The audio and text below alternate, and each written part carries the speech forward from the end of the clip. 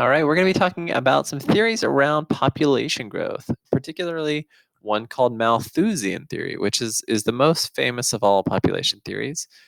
So just to start off with, we're looking at theories of population growth and decline. And specifically, we're sort of examining this one theory, Malthusian theory, kind of its origins, uh, how true or how false it sort of ended up being, and it's mostly on the false side, and then some of its critiques and its modern day applications to look at how we study population. So first of all, we have a little political cartoon here, kind of having to do with the gist of Malthusian theory. So we see the population J curve here, and kind of rising up to right where we are now is the train, and then up above, kind of where we might be headed. And you can see that on the back of the train, we have the food system. So that is essentially what we're looking at when we're looking at Malthusian theory. Is population going to basically outpace its ability to provide for itself as it relates to its food systems? And here we see kind of the S curve that it might be a little bit more accurate in terms of total population. So here we are around 7.8 billion, 7.7, 7.8 billion, and where we might be headed. And you can see that J curve turning into an S, turning into what we would call an S curve. As population growth slows, but population itself continues to grow. All right, so let's get into Malthus. So this is the main man we're talking about, an 18th century economist named Thomas Malthus. So he had a famous theory. Basically, and at this point, what's going on in late 18th century Britain is that it's going into the Industrial Revolution and beginning to go into its demographic transition. So a lot of the same thing that's happening in developing countries today, or less developed countries today, is happening in 18th century Britain, basically, which is a lot of population growth. So many at the time were super concerned about what they saw as sort of unchecked population growth.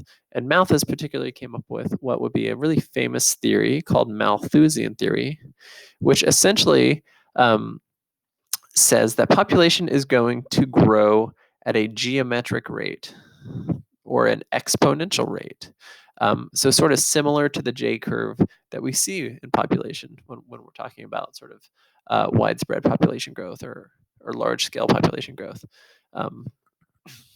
But his concern is that because food, and especially food at the time, production could only be coaxed into sort of moderate gains, that it would grow linearly or arithmetically, so basically as a straight line, and eventually you'd hit a point where population exceeded the food supply, and you would have essentially large amounts of wide scale suffering and death and destruction as a result of population outpacing the food supply.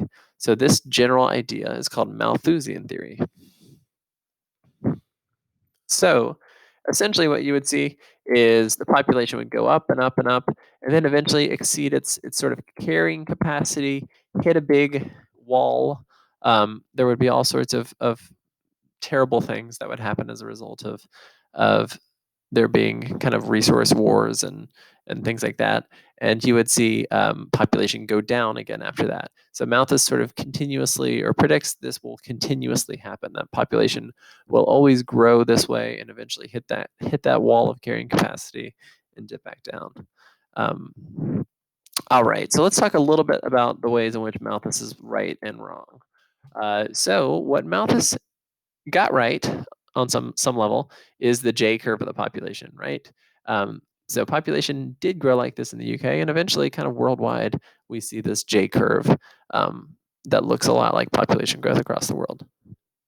So what he didn't get right, and where we're going to see Malthus's theory almost be entirely wrong, is food production. So food production has been able to not just grow sort of in a moderate way, but because of wide scale improvements during the Industrial Revolution, and then later, kind of, especially in the past 50 or 60 years, with widespread adaptation of kind of new agricultural techniques, there's been massive improvements in the amount of production. in just about everything. But here you can see one particular crop that's really important, kind of cereal crop production, which cereal means grains. So you can see worldwide population going up and up and up, but what also is going up and up and up is the production of things. So what's really interesting about this theory is that Malthusian theory has really actually been pretty consistently wrong. Certainly you can think of individual countries and individual points in history where human population exceeded its ability to provide for itself. But on sort of a worldwide scale, we never hit this sort of giant Malthusian tipping point that he was always so afraid of. So what we've seen is that in some years, or in recent years, we've seen some people sort of pick up the Malthusian ball and run with it. So there was this big kind of movement in the 60s and the 70s called the ZPG movement, or the Zero Population Growth movement, that was essentially super duper concerned about population growth. And this was sort of right at the time where population growth was at its peak. So in some ways that it makes sense that that was on people's mind. But there were a lot of dire predictions that were similar to Malthus in terms of, and similar to the kind of the gloom and doom aspect. And you can see this book right here is a famous version of this, a book called The Population Bomb. That is essentially predicting gloom and doom on sort of behalf of worldwide populations because of population growth. I mean, I would also say so a group of people called neo-Malthusians have sort of taken the general principles of Thomas Malthus about humans and exceeding their carrying capacity and applied it to other things as well. So maybe water supply, resource use and consumption, basically other things that might be considered to be more finite resources than food supply, which again, we've been able to sort of coax into higher and higher and higher levels in the past 200 years. All right, so kind of an opposite theory. This one's not in the standards, but I think because it is the more factually correct one, is also one to talk about, is Esther's Bossrup theory of population growth, which is essentially what we've actually seen. And this is sometimes called the cornucopia theory, which essentially we can see by the graph.